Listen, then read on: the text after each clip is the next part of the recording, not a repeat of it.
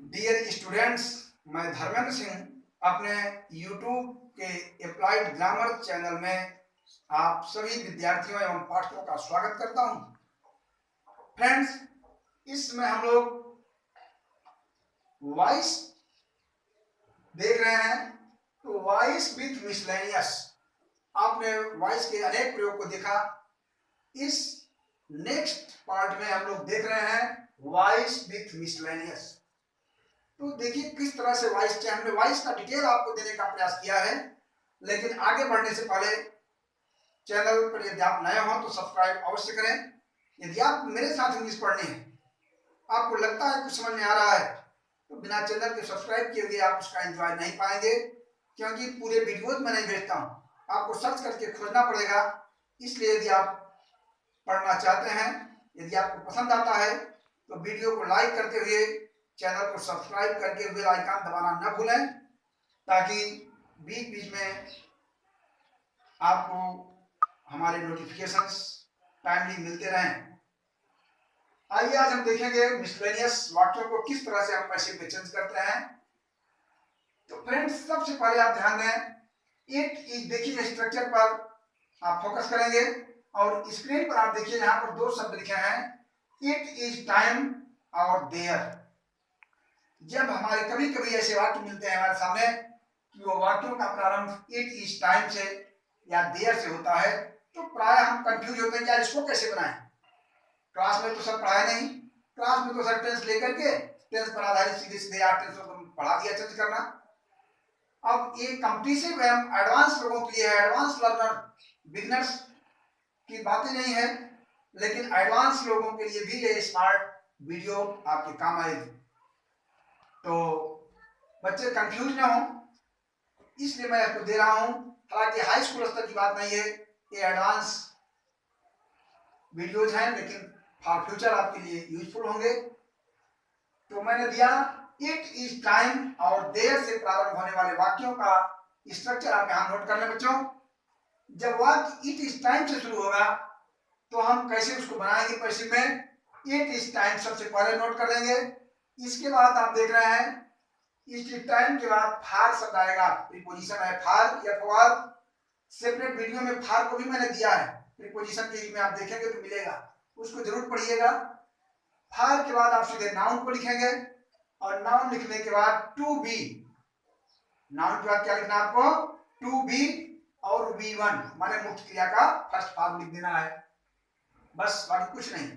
यदि वाक्य देयर से प्रारंभ हो तब आप ध्यान रखेंगे सबसे पहले लिखेंगे देयर, फिर बी फार्म। आप वर्ब मैंने नहीं लिखा है, आप समझिए। बी क्रिया का भी एक रूप है, ध्यान दीजिएगा, क्रिया का एक रूप है बी।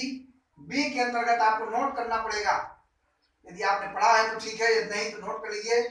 जब बी फार्म आएगा तो इसका मतलब होगा प्रेजेंट और पास्ट दोनों टेंस की कंटीन्यूअस की हेल्पिंग वर्ब, अर्थात प्रेजेंट की कंटीन्यूअस इज आर एम तथा पास्ट कंटीन्यूअस की हेल्पिंग वर्ब वाज और वर, ये दोनों मिलाकर के प्रेजेंट और पास्ट के कंटीन्यूअस की हेल्पिंग वर्ब मिलाकर के बी का रूप कवर करती हैं। आप ध्यान दीजिएगा, बी का मतलब बी नहीं लिखना है आपको, बी का मतलब is are am was were, इनमें से जो भी उपयुक्त होगी। इसके बाद सीधे लिखेंगे नाउन, फिर हम लिखेंगे टू बी और बी थ्री मुख्य क्रिया का थर्ड फॉर्म लिखेंगे। इनमें भी बाई वाई का कोई झाम नहीं है, बिल्कुल आप हेजिटेशन नहीं, फ्री होकर के, free of mind you have to see it. आइए देखते हैं हम लोग एग्जांपल्स के माध्यम से। एक एक्टिव लिखिए, it is time to close the office, it is time to close the office. अब आप जब पैसिव बनाएंगे तो आप देख रहे हैं कि क्या लिखेंगे, पहले हम इट इज टाइम, तो सीधे आप इसको उतार देंगे इट इज टाइम। फिर लिखा है फार, तो आप उठा करके सीधे लिख देंगे फार। अब नाउन, नाउन क्या है, the office, it is time for the office. आगे लिखा है टू बी, तो सीधे लिखेंगे टू बी। अब यहां पर क्लोज है, क्लोज को आप क्या करेंगे,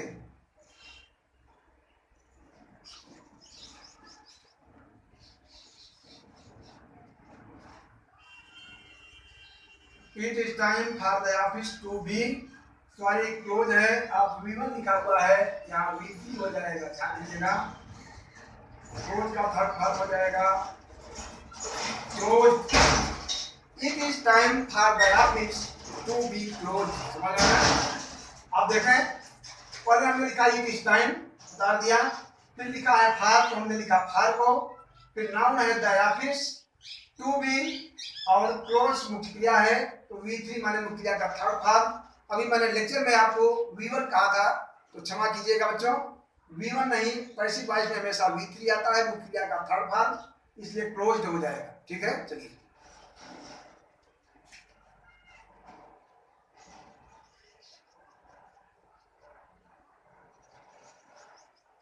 एक और लिख लीजिए,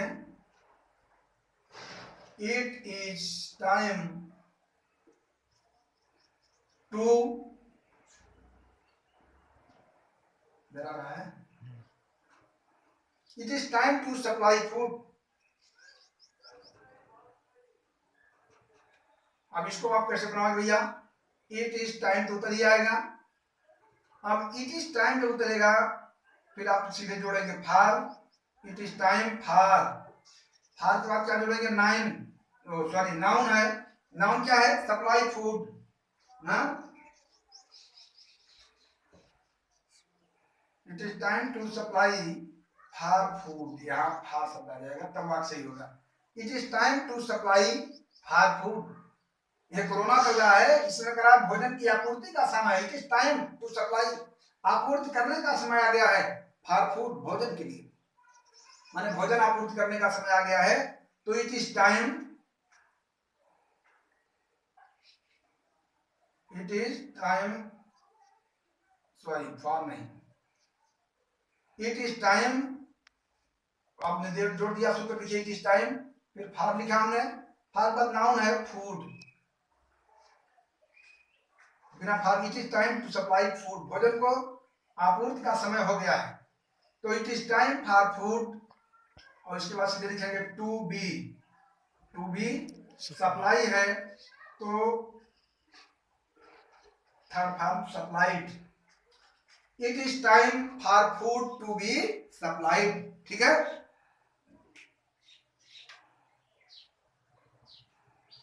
नेक्स्ट लीजिए, it is time,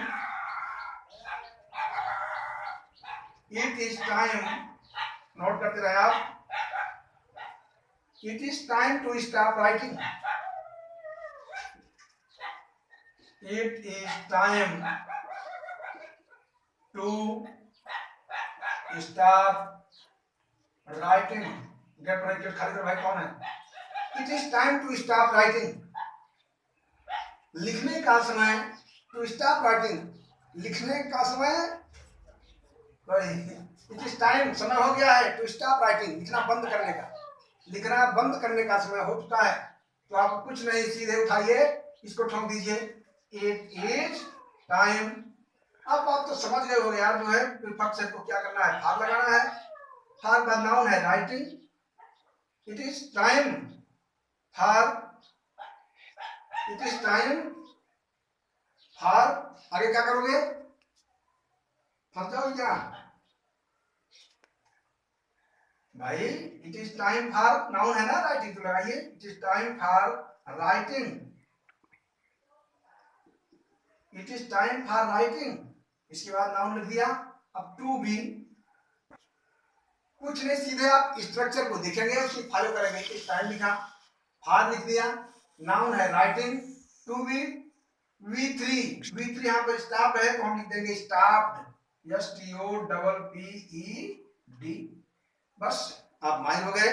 it is time वाले वाक्य का आपने 3 एग्जाम्पल दिया, इससे आप 3 से 13 बना दिए, 35 बना लीजिए, प्रैक्टिस करते रहेंगे, बनता रहेगा आपको, no hesitation at all, don't frustrate, बिल्कुल बनाइए, पूछिए, कोई दिक्कत हो तो कमेंट करके टाइप कीजिए, मैं आपके साथ 24 आवर्स, किसी भी समय आपका कमेंट मिला नहीं तो मैंने मैसेज आपको दिया, तो ठीक है। अब हम लोग देखते हैं देयर को,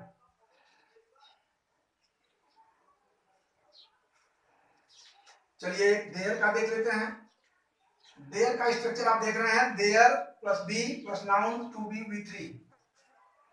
इसको भी हम लोग देख लेते हैं कैसे शुरू होगा देयर को।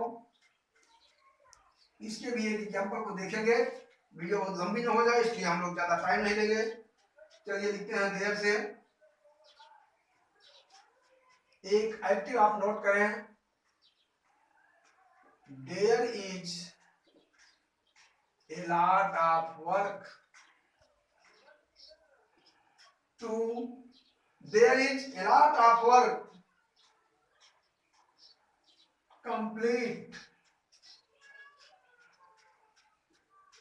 देखिए बहुत सीधा सा वाक्य, छोटा सा वाक्य, there is a lot of work. A lot of माने फ्रेज है, बहुत अधिक, वर्क माने कार्य, टू कंप्लीट, पूरा करने के लिए बहुत अधिक कार्य है, पूरा करने के लिए बहुत अधिक कार्य है। इसको क्या बनाएंगे, कैसे बनाएंगे?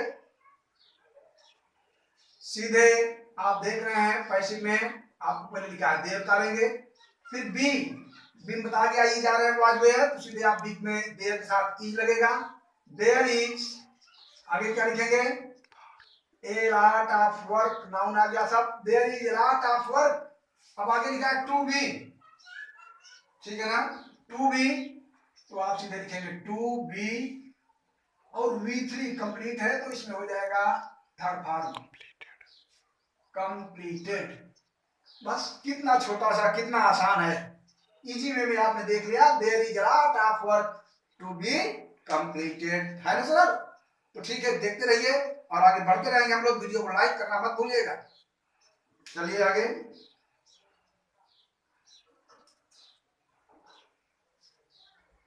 दूसरा आइटम लिखिए, there are 6 letters to write, there are 6 letters to write। लिखने को 6 पत्र हैं, 6 पत्र लिखना है, 6 लोगों को टाइप करना है। अभी there are 6 letters to write, अभी लिखने को 6 पत्र हैं, तो आप कैसे लिखोगे भैया?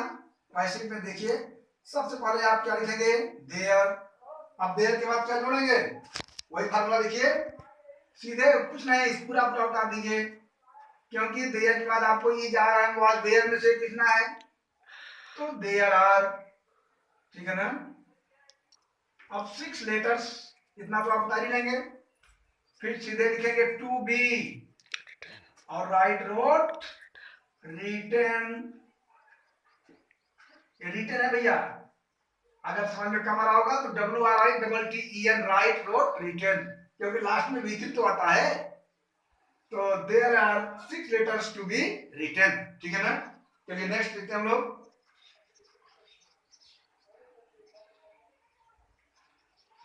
एक लास्ट एग्जांपल हम लोग देखेंगे इसका, there is no time to lose, there is no time to lose, इसको कैसे लिखेंगे? सीधे आप उतारेंगे देयर इज नो टाइम, अब टू लिखा है इसमें तो सीधे बी जोड़ेंगे, लास्ट का थर्ड पार्ट होता है लास्ट, बस। तो इस ढंग से इस वीडियो लेक्चर के माध्यम से हम लोगों ने मिसलेनियस वाक्यों को देखा। अभी हम लोग आगे पढ़ेंगे डबल ऑब्जेक्ट वाले पार्ट, लेकिन उसको बाद में, वीडियो बहुत लंबी हो जाएगी, इसलिए आपके मंगलमय भविष्य की कामना के साथ आज का ये वीडियो लेक्चर बंद करता हूं। अधिक से अधिक आप लोग पढ़ें, उपयोग करें इन्हीं शब्दों के साथ। धन्यवाद।